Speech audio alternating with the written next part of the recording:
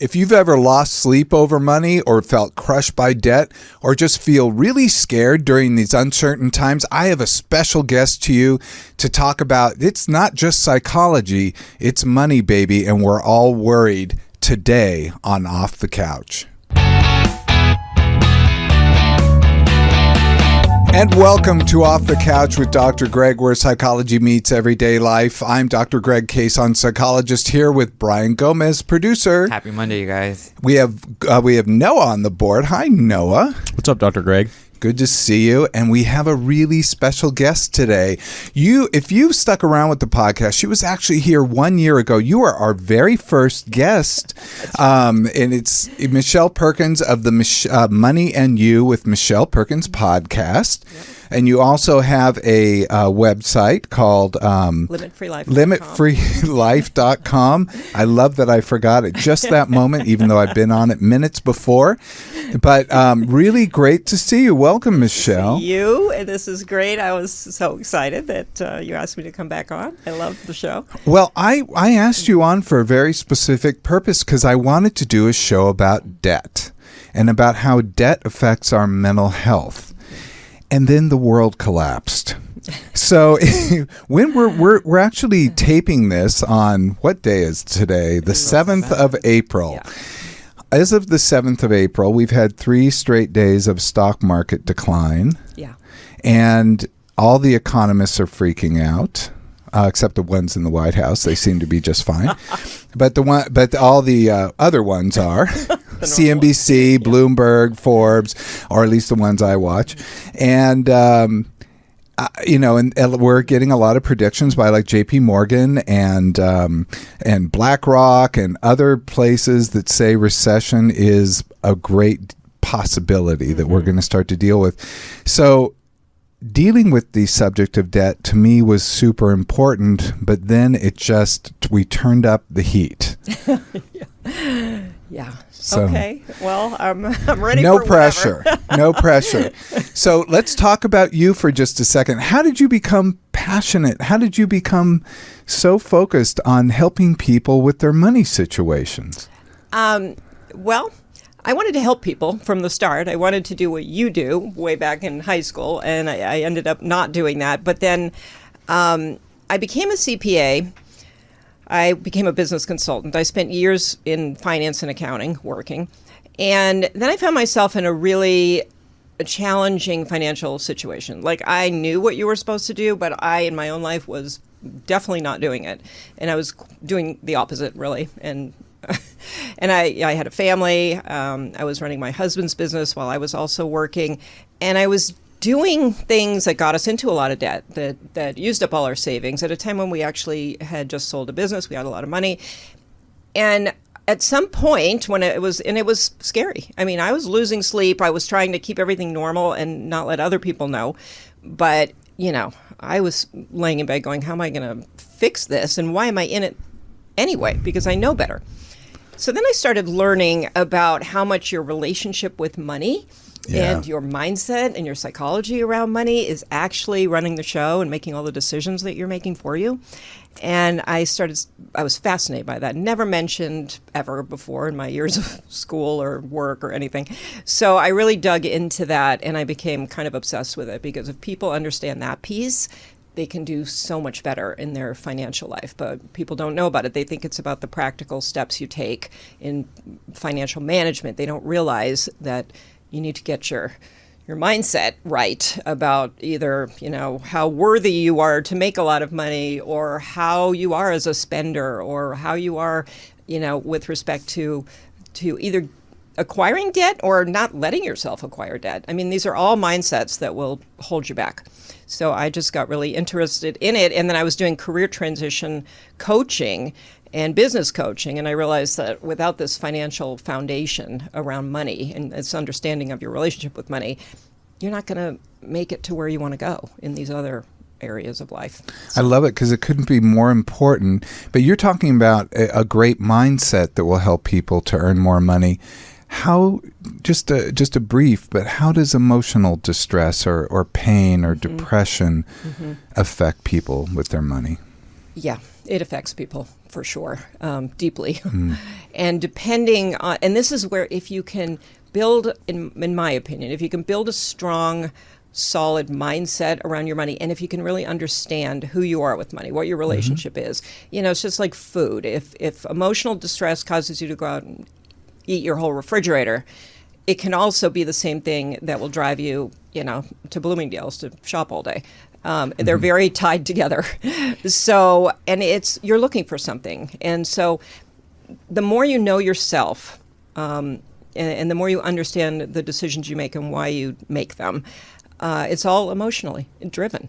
So, but if you can understand that before you're depressed, for example, then when you have challenging times or whatever, then you can go back to that understanding of yourself and how you operate. That's the key, is people have to sort of do this work before they're in trouble. I mean, that would be helpful anyway. Yeah, I suppose it would be that we not fall into it in the first place. Yeah. But if there's one thing I say is that we all fall. We don't know when we're going to fall. Right. So if your mindset is kind of bolstered by an understanding of how you work, you have some tools that you can go to, that's a big help, because you know how to get back up easier. Or you don't let your mind, hopefully, when you're depressed, as you know, I shouldn't be telling you what happens when people are depressed, No. Your mind gets very dysregulated and it's all over the place and it's negative. So it's very hard to see a positive, a way out that's, with a good outcome. So I became really interested in this topic because of which was an odd thing. Usually I'm swayed by, I have been swayed by newspaper articles before, but this was a newspaper article. Usually I'm swayed by studies that I'm reading, which I did find some others. But I found this article in the New York Times, which I sent over to you, and it'll be in the YouTube in my outline that I put on the YouTube page. But it's called Debt Nearly Buried Them, and here's how they got out of the hole. But the entire article was about a lot more than that. It was about 3 different people who all got to the point where their debt took them to considering suicide. Right. And how often do you see that people are starting to consider drastic action when they start to? Well, I've seen this actually personally. Not me, but people very close to me. Literally thinking that life insurance is the way out of their problems, which is a very scary, mindset. Nobody wants to go there. But when I think about that, and because there are people I have known personally, what I could see. Well, a couple of things. One thing the article mentioned that I was so excited that it mentioned is just a lack of awareness creating this enormous fear. So not knowing your numbers, not even, thinking this problem is so much bigger than it actually is if you actually knew your own numbers. So that was a big takeaway from that. And that's something that I always preach, like, don't avoid knowing, your numbers, whether they're problematic or not, because there's something about that. I don't know. This is a question to you. Why in our imagination do we blow things up to such a bigger problem sometimes than it is? Believe it or not, it's for protection. Yeah. Because what we're doing when we blow things up is we're basically saying this most horrible thing could happen. So your brain is saying, take evasive action. But sometimes that leads us astray. I like to say that there's the brain and the mind at work. The brain will do things against your will. It'll feed you desires. It'll feed you thoughts. It'll feed you fears, because the fear comes, the amygdala will get activated and off you are to the races. But your mind has to step in and say, wait a minute, let's evaluate this. Let's look at this and say, how realistic is this fear? So, yeah, the brain is doing that because it's trying to protect us. I say your brain is always on your side. It just doesn't always do a good job. Yeah, and I think that's what happened, and that's what happens in like the case of the article. I mean, he didn't know. He thought he was in such big trouble that there was no way out. You're talking, there was an attorney in this article. Yeah. So let me talk about him. His name was John Glover. He started his own private practice, but he struggled with his own self-worth in the beginning because he didn't get many clients. I mean, this is, when we start businesses, this is just how it is. A lawyer he was a lawyer. He was facing just foreclosure and financial crises. He eventually lost his house and lost his wife to divorce. I mean, it just sounds like he basically lost everything. And he was so dark, he thought his solution was like what you mentioned before, which is life insurance policy. But the trip is his life insurance policy was only worth $5,000. That's what he was looking to get, at least $5,000 to, leave behind so that he could, I guess, pay the bills for that month, or someone could. Yeah. That didn't really compute, but this goes to, I mean, we could talk about suicide, and I hope we do a little bit as we go on, but this goes to the mindset often it's pretty much always that people have when they start to consider suicide, is they start to neglect not only the people that will be affected, but also the wider implications of what's going on and how irrational it actually is, because to them it feels very rational. He's thinking, oh, well, I could do this and it would be $5,000. And he had to look at ways to make his death an accident. I mean, this was horrible. So he was feeling hopeless, helpless, and worthless. So, he was feeling all the worst things that you can possibly feel, and was primarily spurred on by economic downturn in his own life. Yeah, and I think what you said, people feel this financial fear or pressure or whatever, and they're very narrow in their thinking, and maybe that's because they're so stressed that they can't, open their mind to other opportunities and possibilities. But so they can't see what else exists, and they're not, I think, in a position mentally to go out there and research and learn about the option. There are options. Understanding the numbers, it might just kind of diffuse some of it. Because I think usually our imagination makes it worse than it is. It's like that American Express that you just won't open because it's going to be huge, and then you find it's like it always is worse than I expect it to be. I was going to say they're usually better, but yours is a unique case apparently. I get a little loose with it sometimes, I think. But yeah, I think that sense of there aren't any options, which is not true. I mean, the financial world is full of options. I mean, they might not all be great, but I think, we just kind of narrow our perspective to this idea that I'm just going to lose everything and there's nothing I can do. And as I'm reading the article, I mean, there are things you can do. I mean, you needed somebody else to help you see them, I think. I don't think maybe when you're in that position you're going to see them yourself. Well, you actually hinted just a few minutes ago about something you can do, which is to write it down, to track your expenses. Yeah, I would say that's number one. I think people, and I've seen this a lot, where people think they're in so much trouble, and they're just not looking at everything, for one thing. I mean, maybe you have to go into your retirement savings or something you don't want to do. But these things still exist out there. I mean, and that's the same with debt. I mean, debt, there are many, many solutions when you're deep in debt, but people can't see them a lot of times. There are many solutions, and I think it really is hard to see them. I've certainly been in this case. I think I've lived hand to mouth since I was 17 years old. Wow. And, and did I not, it was not until even after I bought a house, after we bought the house, the 2008 economic downturn happened a couple of years later. So we bought it in 2004, then 2006, the housing bubble, burp, and then the 2008, recession happened.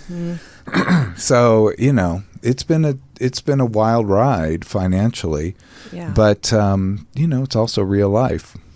Yeah, and I think real life is real life. Things happen. There's no, it's never going to be easy forever financially or in No. any other way. So it, I think you want to prepare yourself. What I worry about now is people are panicking, and I don't think panic ever works in any scenario that well. So I always go back to the things that, see your therapist or learn breath work or whatever it is that you need to kind of calm your nervous system down, because I feel like that's the first thing that you need to do so you don't make some rash decisions with your money. Yeah, no, that's actually, it's an interesting thing you say that. And there's a saying that I like from your profession, which is you can't catch a falling knife. They say that a lot. Wow. But, right now the knife is falling. Yeah. Yeah. And, the line you walk with what's happening now is you don't want to be doomsday, but at the same time, you don't want to pretend everything is great, and because it's not. But you also, again, this is, I kind of hate talking about this, but for some people, they will make a lot of money when everything starts going down. I mean, that's historically the way it is. People get rich in a depression or the a rich recession. get richer, especially during these times. But I think part of that is because the rich are less afraid. And I think the people who, are more just regular earners and have real money issues, living hand to mouth, whatever, Sure. This feels super scary to them. So they sometimes will make decisions like, I'll just sell off my portfolio, and that's not necessarily a good decision. I mean, it might come to that, but as a knee-jerk reaction to what you're seeing on the news, not a good idea. Well, this is very personal now. I'm just talking about my own self. But I don't feel like I'm hand to mouth anymore, thank goodness. But I was many, many years. In fact, it was just normal to me. But when I had enough money that I could get an advisor for my portfolio. So I got that person added. And I go, oh, you get, how do my investments look, et cetera. I was just in target date funds. I'm like as boring as they get. That's okay. And he's like, here you go, we'll do this. He goes, my job really is to keep you from selling when things get bad. And I'm like, okay. Yeah. That's exactly what he said to me. Well, and it's true. And I just told you guys before we started, we made that mistake. We sold everything we had right after 9/11, and totally out of fear. And I look back as it being one of the stupidest things we did ever. So I really regret it. Well, it was a panic move. It was not thought through at all. No. But, I always say, and I think I remember saying this to you a year ago when we talked about it. Good memory.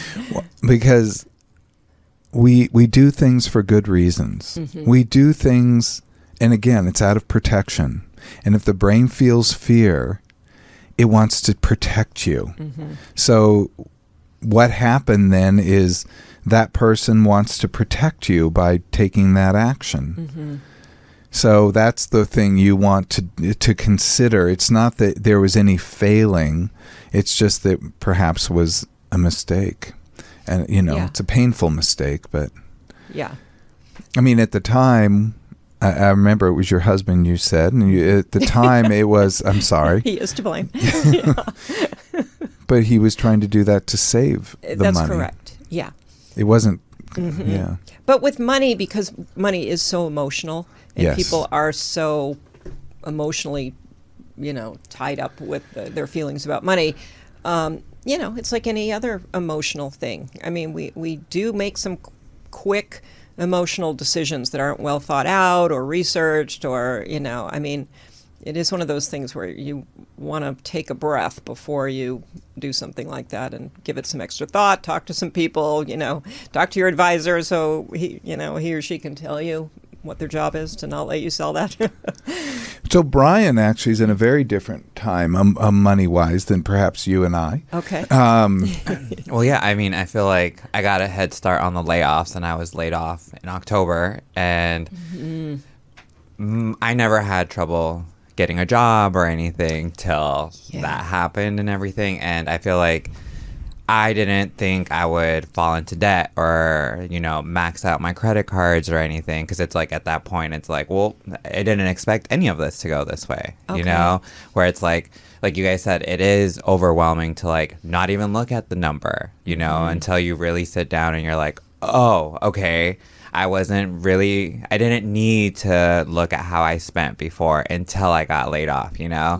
That was how I worked with money, where it wasn't, savings didn't matter, like that was not even like a thing I thought I had to think about or anything. Right. That I'm like, oh, okay, real life is hitting now, Yeah, and that's the greatest point, because we operate, we think about these things when it's a crisis. Mm-hmm. And it was just like COVID. I mean, everybody's told everybody you should have an emergency savings, and nobody had one. And then COVID comes. Still don't have one. True. Yeah.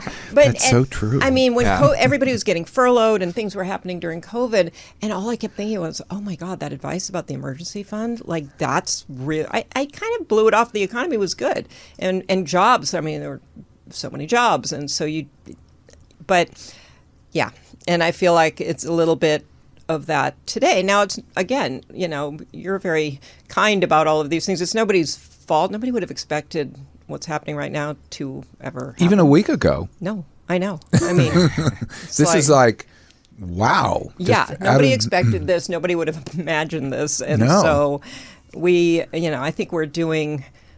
I think we're all a little paralyzed, like trying to, like, what's happening. Which is appropriate, to be in shock and denial and to freeze. Right. So we can assess the situation. Yeah. So that we can take action. Yeah. That's part of fight or flight. We always fight or flight or freeze. Right. You can fight. You can run away. Those aren't the things to do. Right now, we need to kind of assess the situation before we take a step into this landmine-ridden area. And right. And as far as the jobs, that is a really, that's a whole other issue for people. I did hear an economist speaking on another podcast saying recessions aren't that bad for people who are employed. Like it's the unemployed people who are really hit hard. And so, you want to prepare yourself that way as much as you can too.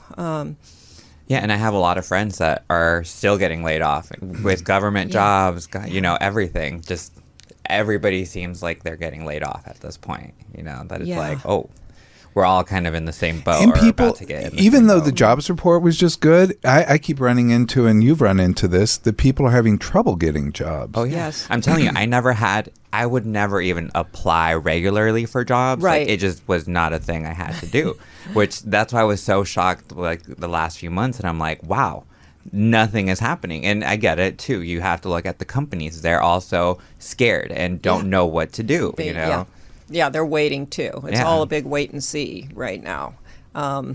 But I just heard somebody from Harvard Business School speaking about that too. She was giving career advice and negotiation for raises and whatever, and she too was saying it is hard right now for people to get jobs. On the other hand, the companies are still hiring. It's just it's tricky. You've got to be really on it. You've got to be consistent, and networking. Networking has always been the best thing That's to always what pays off the best. Always. Yeah. It's who you know. Honestly, I've been so grateful to have like amazing people in my life and friends because I don't know how I would have done it these last few months. Like the article you guys are talking about, I'm so glad I haven't gone into that side of it, because I've had so many amazing friends literally just help me out along the way, which is a blessing that not everybody has, and that's been because networking, just knowing the right people and having the right people in my life to have my back. Right. Yeah, it's so important. And those are the things we don't really cultivate, like, and we need to, because when we need these networks, we need them. And people tend to, when they're in a job, stop networking. And then all of a sudden they're out of a job. And it's like, oh my gosh, I need to network. But if you'd been doing it all along, it's just, again, a better strategy. Or you could be like me. I was never into networking. Never. But I like people. So I used to like to go to events and things and meet people. Yeah. So I just had to reframe it that, if I'm just hanging out and like having a good time and meeting people, then that's good. Even if it's a networking event. I'm not there. I don't like to promote, but I like to meet people. Well, that's how I network. I don't like to go in as like, I'm here to network. I'm here to make friends. And those friends in this city especially, like, will help you get where you want to go, you know? Yeah. There you go. Absolutely. When I think about I work with a lot of clients doing career coaching. Most of them, it's a networking. It's some kind of networking that's helped them. Even old jobs. People have gone back to companies they used to work at because old jobs are like the key.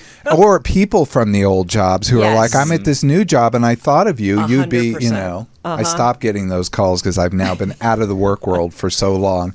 But yeah, I mean, sometimes choice jobs that I've had to like agonize. Oh, do I leave my private practice or go? And it's because of relationships. Yeah.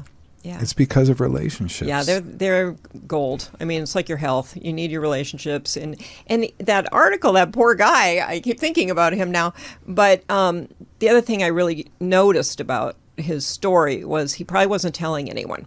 You know, and when you keep these giant financial problems to yourself and you're too afraid to talk to anybody about it, that is just so isolating. And that's, I think, when you get really hopeless.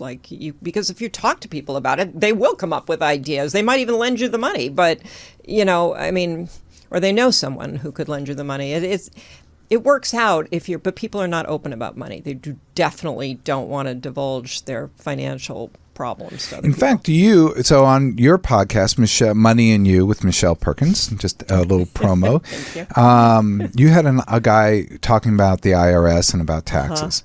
He tells his personal story, so people can go listen to this if they want. It's probably a couple episodes back from the current. But he talks about himself being in tremendous debt, marrying his wife, and then not telling her, which we sometimes call financial infidelity. And then he sat her down, he said on Christmas Eve, and said, here's the scoop.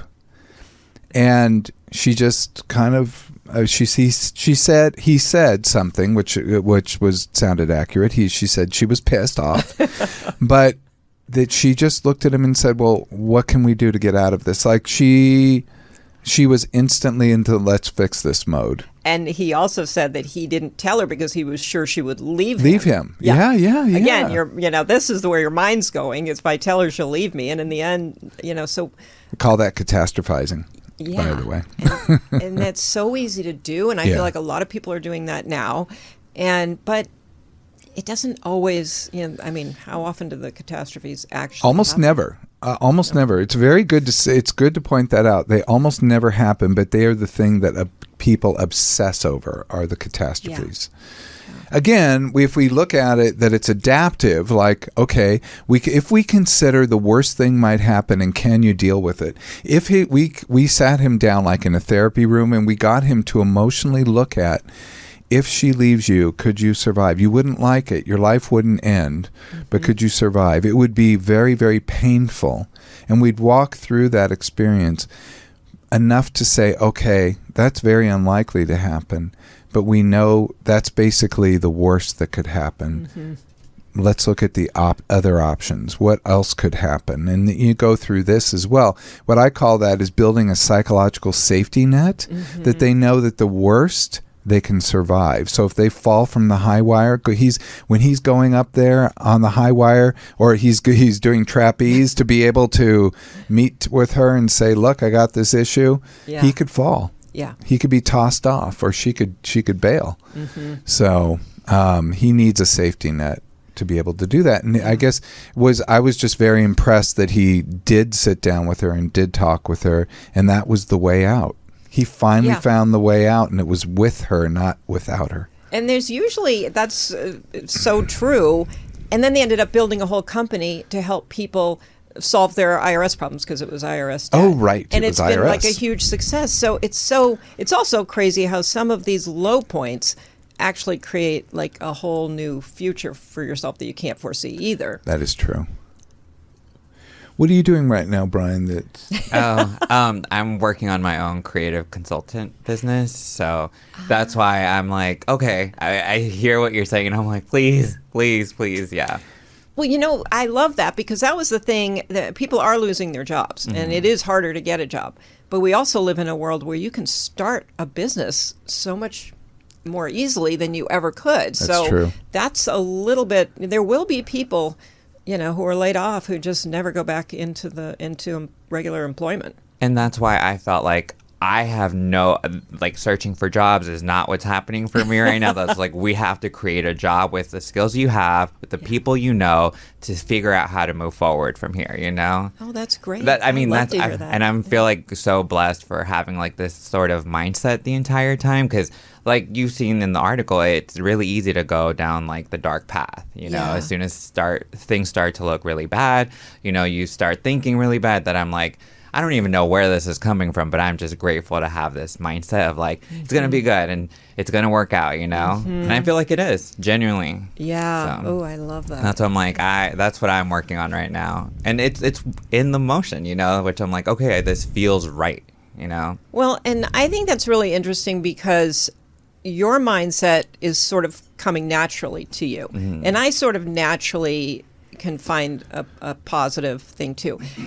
But I have known a lot of people who that's not the way they are, and so that's a tougher situation to try to communicate. I never had that super positive mindset. I hate to admit it. Do you think I do? I mean, I think I can be. For the most part, yes. For the most part, I do? Okay, good. Well, I never know. But the reality is,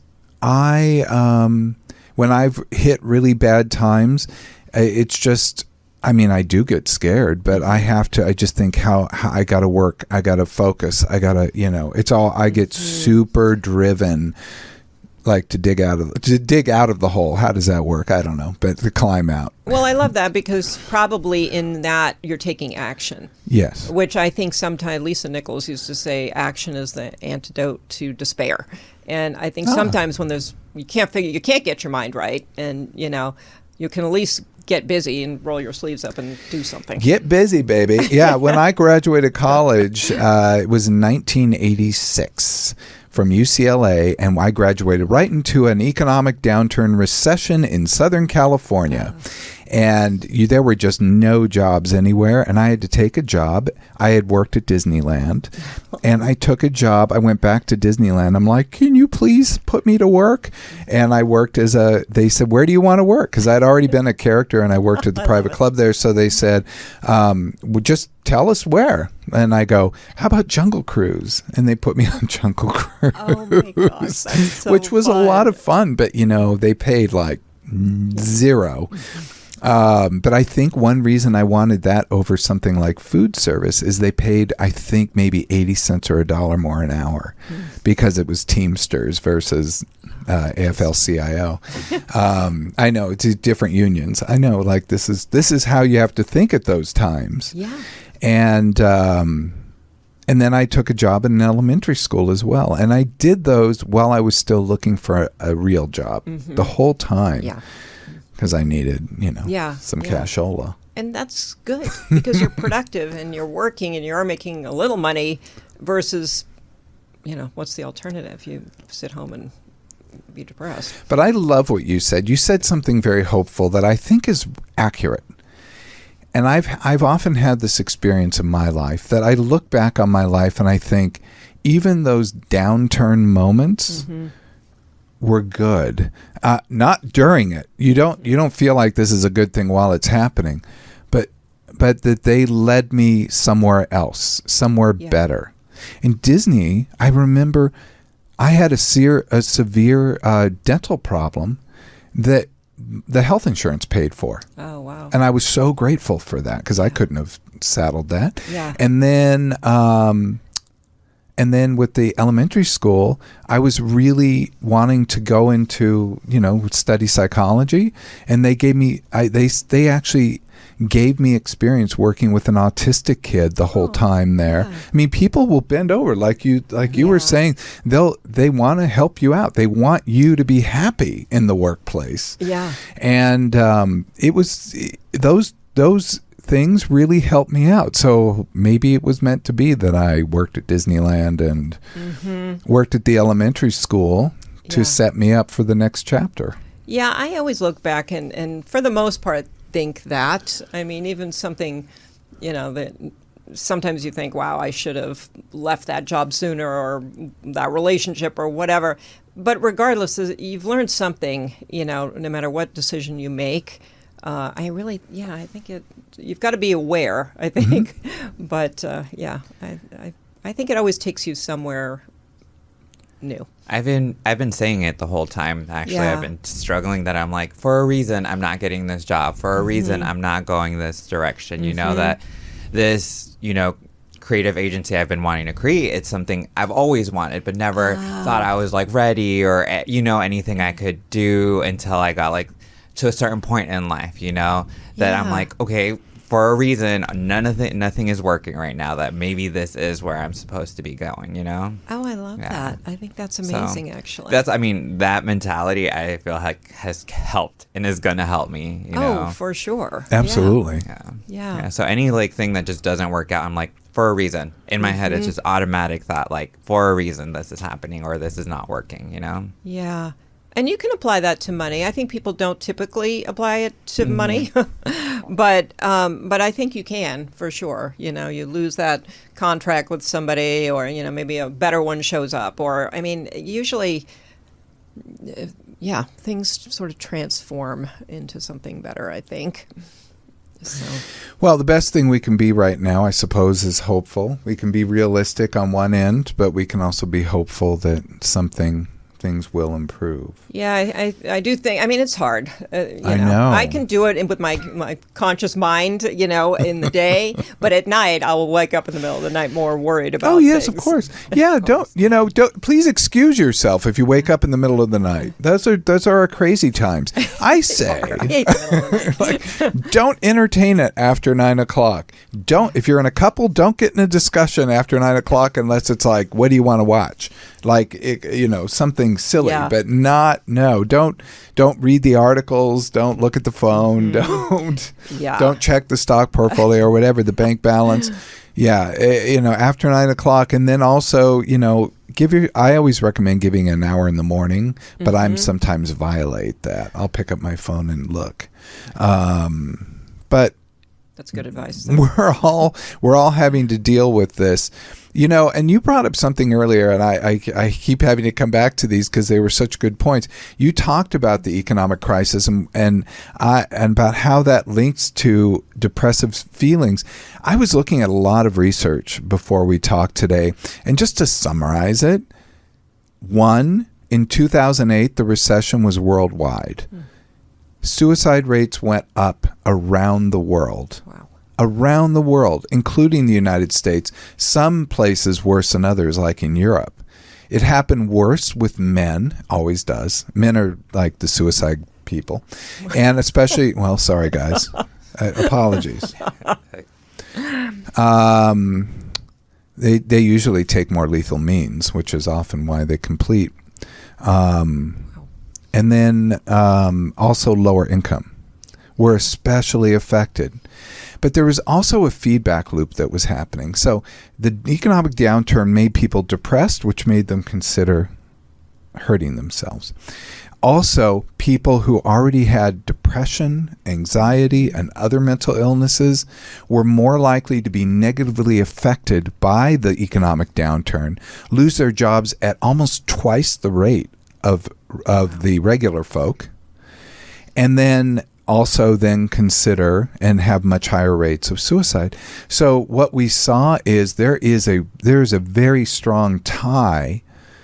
And I put all these research in the YouTube, but you can go to YouTube and you can look at all these articles, British Medical Journal. There actually some really stunning articles, but very consistent across the board to say this was a very real problem that happened, and it was due to the financial crisis. And this is probably my biggest concern about what's happening right now is the mental health effects that it's going to have on people. If we were all like, cool, everything's going to be fine, then okay, then we'd be better off. But I'm worried. I don't know if I should mention this, but I appreciate your concern. I think it's a really serious concern, and on top of it, it's not just financial. It's all the kind of divisive everything that's going on, that also, I think, I'm seeing people get depressed from that. And then if you have financial problems on top of it, that's something I don't know if we've necessarily seen. Well, I just saw an article today in the American Psychologist, and I wasn't going to talk about this, but I'll just say that in the American Psychologist this month, it's an article about how negative affect, or we were talking these psychological terms, bad feelings, like depression, anxiety, different things, lead to people to have populist ideology. They lead people to the populist ideology trough. That's fascinating. So, when people are feeling more divisive, when they're feeling more excluded, when they're feeling more hurt and they're told, this is bad, bad, bad, they get led to the charismatic leader. They get led to the populist trough. This was fascinating to me. And they looked at 3 different populations. And I can only remember 2 of them. One was Trump voting counties. The other was Brexit. They looked at Brexit people, and there was one other. But they looked at these across-the-board disparate groups and found the same thing in all 3, which I thought was pretty fascinating. Yeah. So we're kind of going into a financial crisis, if you will, and then all the social, and we're creating it for the world. So I'm not trying to get paranoid here. What is it? Conspiracy theory? But a conspiracist would say this intentional tariff crisis, which is creating economic turmoil and downturn around the world and throwing the world into a possible recession, is that to create more divisive attitudes? I don't know. I don't think so. I think people don't think that way, but yet I think that's the effect they have to look at.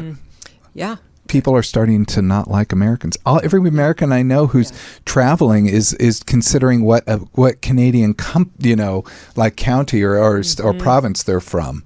Yeah. Come on, people. Yeah. It's from an emotional standpoint, I think we're in a very volatile time, which makes me feel like people really need to do that work.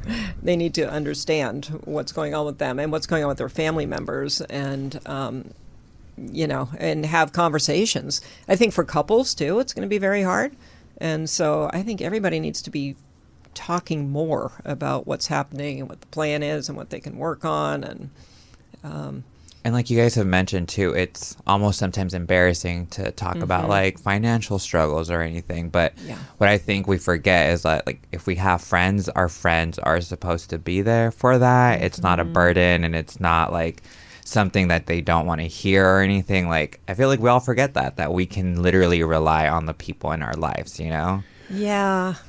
There's a saying in AA, which I like. I like to use it in other contexts, which is, you're as sick as your secrets. Ooh. And it's basically, when we expose ourselves, when we talk about those things, it does help us, but it helps us in such a tremendous way, because what the biggest thing I think it helps with is the me too, and I've been there, I understand. Like knowing you as a financial expert have had financial struggles helps. 100%. Knowing that tax dude that you did, Jose, I guess his name was, maybe? Maybe I'm wrong. Carlos. Oh my goodness, shame on me. But Carlos, he was hearing his story helped, because we're not alone. We're in this together. Like, they go through exactly what I go through. Yeah, and I loved what he did, because people who have all kinds of IRS problems, they don't even know that there's anybody to help them. I thought that, at least we know there are financial planners and tax accounts, but I think not everybody knows that if you owe a ton of money to the IRS, there are people who can actually make, kind of deals with the IRS on your behalf. Who knows that? I don't know. Maybe. Yeah, I didn't know that. I didn't know that until I was audited by the IRS. And yeah, it was talk about a nasty. I do not recommend that. No, I've been there too. I know. But I was so grateful because when I was trying to deal with it myself, it was, I couldn't believe like I was running into not brick walls, but like landmines. I felt like I kept stepping on explosives. But when the accountant took over, it was just like, oh, smooth sailing. Mm-hmm. If they intercede on your behalf, they don't have the emotional load. They know who to call. They know what to do. Yeah. Yeah, and they're not in a panic. They're just doing their job. They're not in a panic. So we have to avoid panic. And I think, and again, this, debt. If you have a lot of debt, there are people who can help you with that too.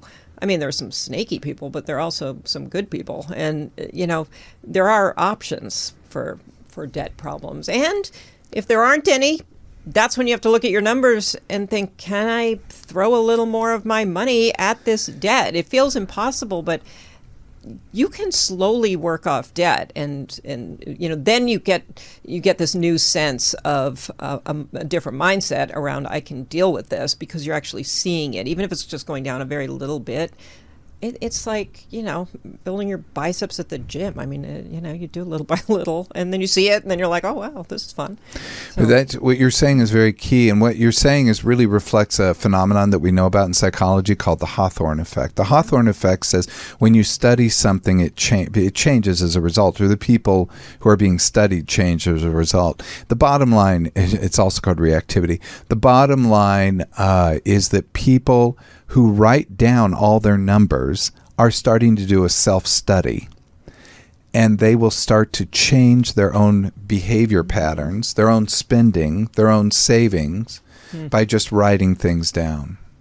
Wow. So that's actually extremely powerful. By the way, I tell that is my number one diet tip. My number one diet tip is to write down everything you eat. Number one financial tip would be to write down everything you spend. It's true. I've never thought about it that way. No. As like you're studying, you're in a study of yourself, That changes, because I would never want to write down everything I eat, but thinking about it that way changes that, Wow. Well, and you probably also see how your mind it's not in touch with reality a lot of times. If I write down what I eat, I've eaten probably a lot more than I think. At the end of the day, I'm thinking, I ate really well today. But if I had actually written everything, I don't know if I would still be saying that. Yeah, I don't want to give up on my overeating just yet. But you're right. And even writing down your goals. Wasn't there a Harvard study that, studied a class that wrote down all of their dreams and goals and the percentage of people who achieved them was much greater for the people who wrote them than the people who didn't write them. I know this is a study, but it's no, I don't know this study. I got to go find it. Yeah. But I believe that 100%. Yeah. I believe that. Yeah, they looked at them like 20 years later or whatever. Yeah, I like to go over people's goals in therapy. I'll pull out their goal list and let's go over these and see where you are with these. And they're like, oh, I forgot about that, and so cool. Sometimes that's very helpful to do. Yeah. Yeah, and I think when you were talking about talking with your friends, I think a lot of times we complain with our friends or we commiserate or whatever, but I don't know that we kind of, maybe we do. I don't know why I'm going this route, but I think it's great with your friends to also throw around ideas. What could I do? Who could help me? And I just think that we get so much insight. People pay huge amounts of money for masterminds when we could probably just, but we don't talk about the same kinds of things with friends, No, we don't. And sometimes we're the most circumspect with our friends because we don't want to tell them our biggest shame. So, oddly, sometimes it's a little easier to tell your shame to a financial counselor or a therapist or even a stranger on a park bench might be a little easier. So it's that's true. Or they have to be very trusted, like a partner who you can trust. Yeah. That's why I wish we had more people who, I sort of feel that this is a role of mine, but who you can just go talk about money with. Versus like, I need my tax return done, or I need you to invest my money for me. Just to have money conversations, just to, kind of mull things over with somebody. And I don't know, we don't really have that, which is, I think, partly why we have people wanting to do themselves in Yeah. money. But let's talk. I mean, unfortunately, we need to end the show today. I can't believe it because we have so much more we could possibly talk about. That just means we have to have you back, not wait a whole year. But thank you, Michelle. Thank you. Yeah, no, I really appreciate it. I want to say that for those who are concerned, there is the Suicide and Crisis Lifeline at 988. It's a 24-hour a day, 7-day a week, free and confidential crisis helpline for mental health support. It's available around the United States. Services include immediate assistance for people in a mental health crisis. This is great. So if you're having something going on right now, don't hold back. If it's a real emergency, you might want to call, you think that your life is in danger, you call 911, of course. But 988 is for just a little bit below that. Support for individuals with thoughts of suicide. It'll connect you with trained counselors around the nation. I love that there's just one number now, and instead of having 8,000 numbers or, having to spit out an 800 number. Text also, you can also text 988 to get to this lifeline. And if you want to look on the web, it's 988lifeline.org to chat with a counselor online. So that unfortunately wraps up the show for today. Reminder to subscribe, to give us 5 stars. I always forget to say those things. Links to the studies go to YouTube page, youtube.com/Dr. Greg. Also, if you have any questions, hit us up on the socials at Ask Dr. Greg. This is Dr. Greg, Brian, Noah, and of course, Michelle Perkins of the Money and You with Michelle Perkins podcast, bidding you farewell until next time. Be present, be flexible, and be kind.